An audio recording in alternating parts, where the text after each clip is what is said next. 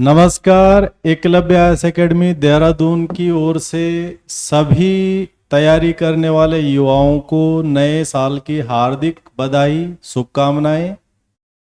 साथ में जो है 2026 सभी प्रतियोगी परीक्षा की तैयारी करने वाले युवाओं के लिए एक सुनहरा वर्ष बने, स्वर्णिम वर्ष बने। एक ऐसा वर्ष जिस समय उन्होंने अपने जीवन का एक ऐसा लक्ष्य हासिल किया है जो जीवन भर उन्हें सुकून देने वाला है, तसल्ली देने वाला है, स्मृति देने वाला है और संपन्नता देने वाला है। ऐसे लक्ष्य के साथ में एकलव्य आईएएस एकेडमी देहरादून का पूरा परिवार पूरे मेहनत से, पूरे संघर्ष के साथ में, पूरे शोध के साथ में तैयार खड़ा है।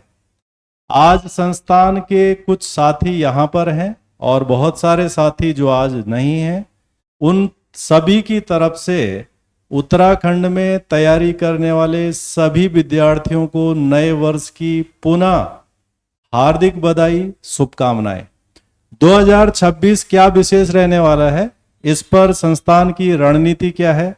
तो जिस प्रकार से हम पिछले 25 वर्षों से UPSC, state PCS, state judiciary, इसके अलावा यूजीसी नेट और जो सबऑर्डिनेट एग्जाम्स होते हैं जैसे सीडीएस की परीक्षा है, असिस्टेंट कमांडेंट है, या फिर इसके अलावा एसएससी है, और इसके अलावा जो समय समय पर अन्य परीक्षाएं आती हैं जैसे लेक्चरर परीक्षा है, सीटैट, यूटैट है, यूसेट है।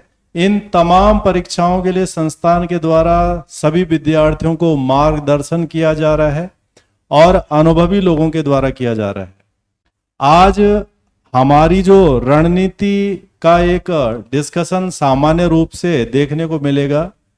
साथ में हमारे हैं डॉक्टर सुकेश सिंह जी हैं, इसके अलावा संदीप उप्रेती सर हैं, विनोद सर हैं, अंशुल त्रिपाठी सर हैं, और इसके अलावा जो है प्रोफेसर सुजान सिंह नेगी जो आज यहाँ पर नहीं है, प्रोफेसर प्रवीण लखेड़ा जी हैं जो यहाँ पर नहीं है, गोदियाल सर हैं वो भी यहाँ पर नहीं है, और इसके अलावा जो है कुछ और साथी हैं, सभी का नाम मैं नहीं ले पाऊंगा।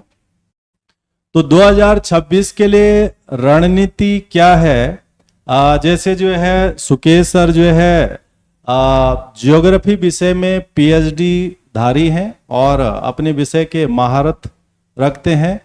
तो सुकेश सर छोटा सा जो है एक आप बताइए कि इस विषय पर, जैसे हम यूजीसी नेट के लिए या फिर उत्तराखंड लेक्चरर जो हमारा विशेष लक्ष्य है, उसके लिए हमारी क्या रणनीति रहने वाली है और क्या हम खास करेंगे? जी ठीक। नमस्कार सभी को, और सभी को नव वर्ष 2026 की ढेर सारी शुभकामनाएं। तो जैसा कि आप जानते ही हैं, मैं यहाँ पर सुकेश सिंह जो ज्योग्राफी लेक्चरर और यूजीसी नेट के लिए आपको गाइड करूँगा। तो इसमें जैसे अभी आपके पिछले 2 दिन पहले आपका लेक्चरर का काफ़ी समय बाद, काफ़ी देर से जो छात्र इंतजार कर रहे थे, तो लेक्चरर की वैकेंसी आ चुकी है। और उसमें आपने देखा होगा ज्योग्राफी जो है एक ऐसा सब्जेक्ट है जिसमें कि बहुत ज़्यादा जो है पोस्टें निकली है ना, तो उन विषयों में शामिल है।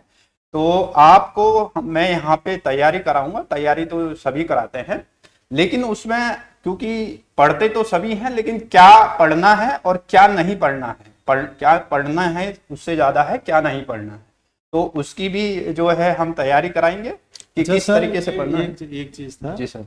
ये जैसे सिलेबस इन्होंने बहुत लंबा दिया है। जी सर। और वो भी 2 पेपरों में दिया है। जैसे लेक्चरर की बात करें तो पहला पेपर, दूसरा पेपर इससे पहले जो 2021 में हुआ था उसमें एक ही पेपर था। तो अब हम इसको इतना लंबे सिलेबस को ये इन्होंने जो अलग अलग कर रखा है, इंडियन ज्योग्राफी, वर्ल्ड ज्योग्राफी, और तो उसके लिए क्या थोड़ा वो भी जो है छात्रों को थोड़ा बता दीजिए सर। क्योंकि पिछली बार जो है इसमें आपका स्क्रीनिंग टेस्ट रखा था जिसमें कि सारी चीजें जीके वगैरह आपको पढ़ना पड़ता था। तो इस बार क्योंकि स्क्रीनिंग नहीं है आपका और इंटरव्यू भी नहीं है, तो सिलेबस जो है काफ़ी थोड़ा सा वास्ट कर दिया है। क्योंकि लगभग जो है सिलेबस आपका यूजीसी नेट का सिलेबस देखेंगे आप तो सिमिलर है ना। उसमें आपका चाहे इंडियन ज्योग्राफी है, आपका फिजिकल ज्योग्राफी है, ह्यूमन ज्योग्राफी है, कार्टोग्राफी है, तो सिलेबस काफी वास्ट है। तो तैयारी के लिए बच्चों को मतलब अभी से लगना पड़ेगा। जो तैयारी करने वाले छात्र हैं सर, उनको सीरियसली लगना पड़ेगा। और तैयारी के साथ सर कई बार, क्योंकि छात्र तैयारी तो करते हैं, लेकिन अब क्योंकि देखो हमारा अंतिम उद्देश्य ये होना चाहिए कि इस परीक्षा को कैसे क्रैक करना है ना, परीक्षा पास करना हमें। तो कई बार छात्र जो है बहुत ज्यादा पढ़ लेते हैं, फिर भी 6 मार्क्स नहीं ले पाते। तो ये रणनीतिक बात वो रणनीतिक जो है वो हम, क्योंकि हमारा सर पिछले 8 सालों से यूजीसी नेट के लिए और अलग अलग उसके लिए मैं पढ़ाता रहा हूँ, और तो इसीलिए उसको हम यहाँ पे छात्रों को बताएंगे कि किस तरीके से उनको पढ़ना है, क्योंकि पढ़ाएंगे तो सभी है, वो चाहे आप और कहीं पढ़ें यहाँ पढ़ें। तो इसके साथ सर हम अपनी तैयारी शुरू करेंगे। तो ये डॉक्टर सुकेश सिंह जी की रणनीति है कि छोड़ना क्या है वो ज्यादा महत्वपूर्ण है। शॉर्ट टर्म में 4 महीने की तैयारी है, 4 महीने में वो पढ़ना है जिससे हम परीक्षा पास करें, एक लेक्चरर बन जाए, प्रवक्ता बन जाए। लगभग 1.5 लाख सैलरी है प्रवक्ता की। यस सर, अभी पढ़ना पड़ेगा उस तरह का जो है, और रणनीतिक पढ़ना पड़ेगा ताकि हम वो पढ़ें जिससे हम निकल जाएं, जिससे हम सफल हो जाएं। और निश्चित रूप से इसमें सर मैं थोड़ा सा और ये जोड़ना चाहूंगा, क्योंकि लेक्चरर में यहाँ पे ये एक थोड़ा सा अच्छा ये है, क्योंकि देखो अदर स्टेट के उसमें जो है एग्जाम नहीं मतलब दे सकते हैं, उत्तराखंड के लिए है। तो ये बहुत अच्छी एक अपॉर्चुनिटी है, क्योंकि उसमें स्टेट वाले ही हैं, तो कंपटीशन आपका आधा मतलब वो खत्म हो जाता है। तो मतलब सीरियस बच्चे अगर जो हैं, क्योंकि कई हैं हमारे साथी जो तैयारी करते हैं, तो उनके लिए अच्छा मौका है। और फिर आगे कब आए, क्योंकि आपको पता ही है इलेक्शन अभी होना है, फिर कब आए तो उसका कोई वो नहीं है ना। तो मतलब जो है ये हम ये कह सकते हैं कि ये जो है किसी बड़े युद्ध जीतने जैसी रणनीति। बिल्कुल सर, बिल्कुल युद्ध जीतो, नहीं तो जो है हार जाओगे, और अगला युद्ध कब होगा भरोसा कोई पता नहीं है सर। यहाँ पे आप देख रहे हैं सर, असिस्टेंट प्रोफेसर की भी अभी वैकेंसी नहीं आई है। तो अभी मतलब जो होगा तो वो ये 27 तक ही होना है, क्योंकि चुनाव है, और चुनाव के कारण ही जो है अभी होना है। तो आप डॉक्टर साहब का सलाह का ध्यान रखेंगे तमाम विद्यार्थी, और अपने को सफल बनाने के लिए पूरा जी जुआन से जो है संघर्ष के साथ में सही वातावरण में सही गाइडेंस में तैयारी करेंगे। साथ में जो है संदीप सर हैं, संदीप उप्रेती सर हैं, और पिछले बहुत वर्षों से जो है उत्तराखंड विशेष को देखते हैं, जो उत्तराखंड में सबसे महत्व का हिस्सा बन गया है। अब तो सर उत्तराखंड में जो है लगभग 33%, 33। जी सर, बिल्कुल। ये तो मिनिमम है। हाँ जी, हाँ जी। मैक्सिमम कितना भी हो सकता है। बिल्कुल बिल्कुल। मतलब 33% पूछना ही पूछना है। बिल्कुल। और उसके अलावा जो है वो 33 के 40 ले जाए, कोई पैरामीटर हाँ, कोई गारंटी नहीं है ना। हाँ। तो उत्तराखंड की जो परीक्षाएं हैं, जिसमें उत्तराखंड पीसीएस हो गया, नायब तहसीलदार हो गया, समीक्षा अधिकारी हो गया, और जो समूह गा है ग्रुप सी, जो बम्पर ढंग से चल रहा है उत्तराखंड में जी। तो उत्तराखंड के परिप्रेक्ष्य में सर को महारत है, पिछले 10 सालों से ज्यादा समय से उत्तराखंड पर काम कर रहे हैं। तो सर ये इसमें एक समस्या है जी सर, कि जैसे विद्यार्थियों के पास जो है जर्नली कंटेंट नहीं मिलता है, ये सीमित है, चंद किताबें हैं जहां से वो जानकारी है जी सर। जबकि प्रश्न ऐसे ऐसे पूछे जा रहे हैं कि चमोली में ये स्थानीय मेला है जिसके बारे में बहुत ज्यादा विवरण नहीं है जी जी, और वहां की जानकारी चाहिए जी जी। और पिथौरागढ़ का भी चाहिए। तो इस पूरे एस्पेक्ट्स में किस तरह का प्रयास रहता है, किस तरह का, ये तो अतिरिक्त शोध वाला विषय हो गया। जी जी जी। तो विद्यार्थी अगर इस बात से परिचित हो जाएंगे कि क्या तरीका होता है जिससे वो ऐसे प्रश्नों को भी जवाब देंगे जो प्रश्न किताबों के माध्यम से सॉल्व नहीं हो सकते। जी जी जी जी। तो सर उसके लिए सर बच्चों को ना सबसे पहले तो जो उनका सिलेबस है, पहले तो बच्चे उत्तराखंड के सिलेबस को ढंग से स्टडी करें पहले, है ना। क्योंकि उत्तराखंड का जो सिलेबस मुझे लगता है वो काफ़ी वास्ट है। जो ग्रुप सी एग्जाम ले लो, चाहे आप लोक सेवा आयोग के कोई भी एग्जाम देख लो, एनटी हो, समीक्षा अधिकारी हो या पीसीएस हो, तो सिलेबस जो है आपको, अगर उस सिलेबस को आपको ढंग से कवर करना है तो पहले आप सिलेबस के टॉपिक को तो नोट कर लीजिए, फिर उस पर आपकी रिसर्च होनी चाहिए। पर बच्चे के पास इतना टाइम होता नहीं है कि वो इतना सारा रिसर्च कर सके। तो इसके लिए हम प्रयास करते हैं कि अलग अलग सोर्सेज से, अलग अलग माध्यम से उस टॉपिक पे रिसर्च मोड में काम करते हैं, ताकि किताबों में बच्चों को जो मटेरियल नहीं मिलता है वो हमारे माध्यम से बच्चों तक डिलीवर हो जाए, और ये हमारा प्रयास रहता है। अब जैसे कुमाऊं का और गढ़वाल का इतिहास लिखा हुआ है किसी ने, जी जी जी, तो जैसे मतलब हाँ जी, उसमें बहुत विवरण है। हाँ जी, अब इतना किताब बच्चा पढ़ेगा तैयारी वाला, तो ये तो मुश्किल हो जाएगी उसके जी जी जी। तो उसी हम वही प्रयास करते हैं सर कि मतलब एग्जाम में क्या चीज इंपॉर्टेंट हो सकती है, वहां से क्या चीज हमको उठाना है, उसको हम अपने प्रयास के माध्यम से और अपने नोट्स में तैयार करते हैं, ताकि बच्चों को एग्जाम ओरिएंटेड मटेरियल यहाँ से मिले। तो ये उपरेती सर का एक विशेष प्रयास जो हम कह सकते हैं। और साथ में सर मैं कोशिश ये करता हूँ, ये मेरा अपना, जैसे आप कई बार बोलते हैं कि सर शनिवार को यहाँ पर आ जाइए इंटरव्यू लेने, तो मैं उस टाइम पे अक्सर कैसे घूमने चले जाता हूँ। तो घूमने के लिए मैं कैसी जगह जाता हूँ जो मैंने पढ़ा होता है, तो मैं उसको जनरली रियलाइज करता हूँ यार कि यहाँ पर एक्चुअली में ये चीजें क्या है, रिलेट करना। हाँ जी हाँ जी हाँ जी, बिल्कुल वास्तविकता बिल्कुल, को यस यस यस। तो उससे चीजें और क्लैरिटी हो जाती हैं। तो यही वजह होती है कि बच्चों को मैं और बड़ी बेहतर तरीके से समझा पाता हूँ। किताब के अतिरिक्त तो वो ज्ञान जी, वाली जी, जी। बात हो जाएगी, जानकारी वाली जी। बात हो जाएगी। जैसे अगर कोई, मैं मंदिर में घूमने चला गया किसी, ठीक है, तो मैं वहाँ के आर्किटेक्चर समझने की कोशिश करता हूँ कि ये किस तरह से बना हुआ है। और वो किताबों में नहीं है। यस बिल्कुल, जी जी जी। फिर वहाँ किसी लोकल से पूछ दिया, वो ज्यादा जानकारी दे देता है इस जो किताबों में अक्सर हमें नहीं मिलता है। या किसी मेले में चले गए, उस मेले में खास क्या होता है, तो वो एक हमारा अलग अपना जानकारी हो जाती है। जानकारी मतलब की ये हुआ ना, जैसे हम जी। पीसीएस में बात कर रहे हैं जी, जी, जी। या बाकी में बात कर रहे हैं कि हाँ जो जी। है पीसीएस में लगभग 50 कम से कम क्वेश्चन उत्तराखंड के आने हैं। बिल्कुल बिल्कुल बिल्कुल। और लोअर पीसीएस में, नायब तहसीलदार में, समीक्षा अधिकारी में और ग्रुप सी में भी, जी, जी। वहां पर भी जैसे ग्रुप सी में जो है लगभग 40 40 मान के चलो। उत्तराखंड से जी जी जी, पूछता है। बिल्कुल बिल्कुल। मिनिमम पूछना हाँ ही जी हाँ पूछना जी है। हाँ जी। ऐसे जो है लोअर पीसीएस और आरओ में भी जो है लगभग 100 में से जो है वो 30-35 पूछे गए। इतने पूछे कम से कम। तो इन क्वेश्चनों में बहुत सारे ऐसे क्वेश्चंस होते होंगे जो किताब के अंदर से नहीं मिलेंगे। जी बिल्कुल बिल्कुल। किताब वाला तो सभी के पास है। क्योंकि सर एक्चुअली यहाँ पर ना किताबों के सोर्सेज भी लिमिटेड है, तो उन क्वेश्चंस को जाने के लिए आपको थोड़ा कुछ एक्स्ट्रा सोर्स पे जाना पड़ेगा। वो रिसर्च का काम होता है, वो बिना रिसर्च के नहीं होगा, और वही काम हम करते हैं। अलग अलग, चाहे मैं लाइब्रेरी में जाऊं, चाहे मैं कहीं और जाऊं, तो वहां से मैं सोर्सेज उठा के आता हूँ, है ना, और फिर उनको अपने नोट में शामिल कर लेता हूँ, ताकि मतलब बच्चों को कुछ अलग डिफरेंट मिले। जी। अब जैसे बहुत सारे बच्चे परीक्षा वाणी पढ़ेंगे, हालांकि वो बेस बनाने के लिए बहुत बढ़िया है, लेकिन बहुत सारी ऐसी चीजें हो जाती हैं जो उससे एक्स्ट्रा पूछी जाती हैं, जो आपको नहीं मिलेंगी। तो प्रयास हमारा ये रहता है कि संस्थान के माध्यम से आप लोगों को उत्तराखंड में बढ़िया से बढ़िया मटेरियल हम प्रोवाइड करें। ठीक।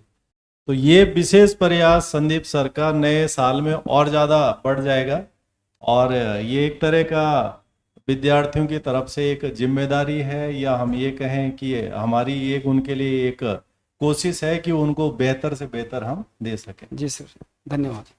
साथ में जो है मैथ्स और रीजनिंग वाले हिस्से को जो यूपीएससी में सी सेट में भी है, उत्तराखंड के पीसीएस में भी है, एसएससी हो गया, बैंकिंग हो गया, और इसके अलावा जो है सी टेट, यू टेट, इन तमाम परीक्षाओं में जो है ये पोर्शंस रहता है।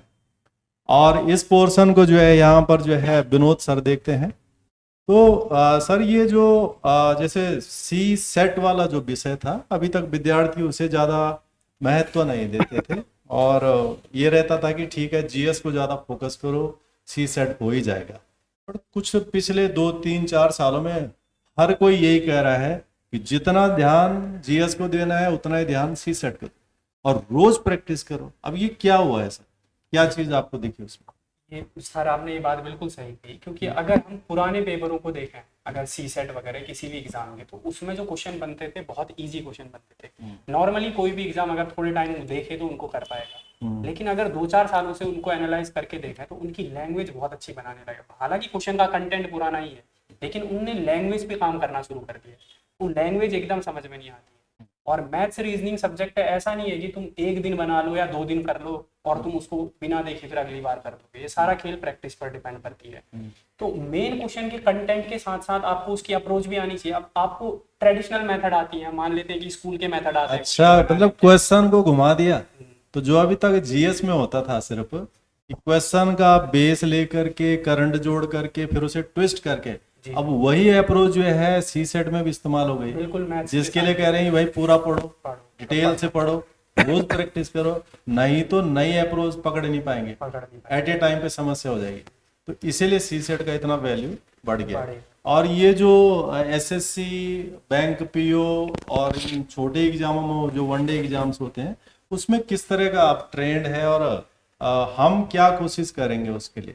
सर देखिए, अगर मेनली अगर हम एसएससी बैंक साइड पर जाएं तो उधर अगर मैं अगर क्वेश्चन किसी बच्चे को दे दूं तो बना लेगा, हर कोई बना लेगा जिसने 12th 10th करा है। लेकिन मेन क्वेश्चन बनाने, यहाँ पर बनाने की बात है ही नहीं। क्वेश्चन हर कोई कर लेगा, अगर मैं घर में तुम्हें 3 घंटे दूं उस क्वेश्चन को करने के लिए तो आराम से कर लोगे, लेकिन यहाँ टाइम के अंदर क्वेश्चन को करना है।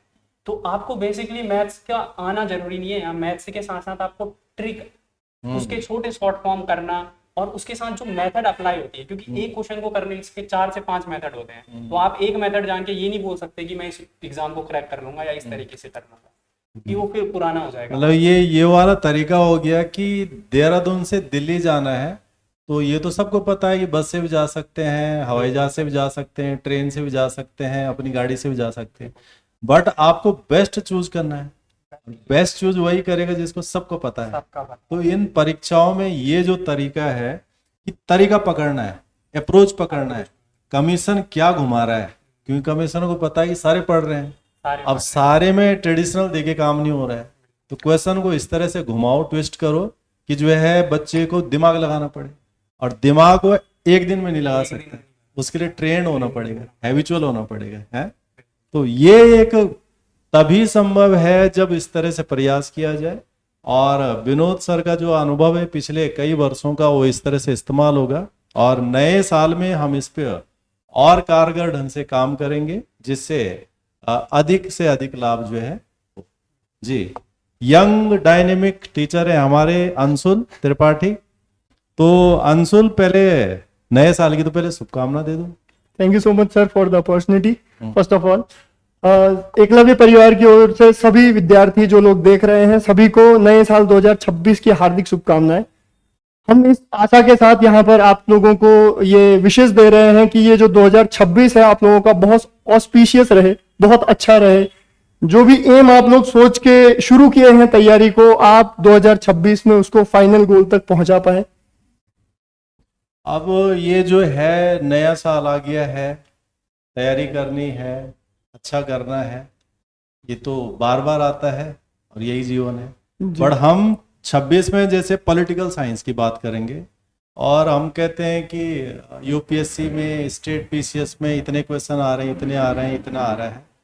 तो ओवरऑल ये तो कई टाइम से सुन रहे हैं सभी लोग। एक ऐसी कोशिश जिसमें बच्चा पूरा फायदा उठाए, पूरा लाभ उठाए।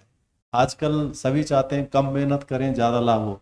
वो रणनीति जो बताएगा उसको बच्चा जो है एक्सेप्ट करता है। फिर भी इन परीक्षाओं के लिए तो कर्म लंबा करना ही पड़ता है।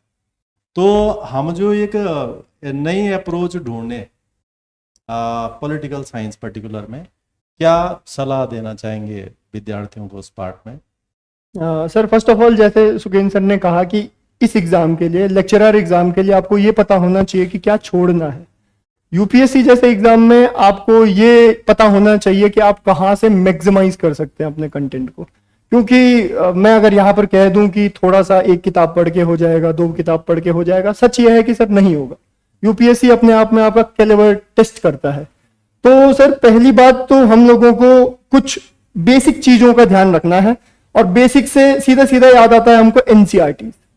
अगर आप एनसीईआरटीज को अपना बाइबल मानते हैं, एनसीईआरटीज को आप बहुत अच्छे से कवर करते हैं, तो एनसीईआरटीज आपका 50 to 60% पोर्शन खत्म कर देता है।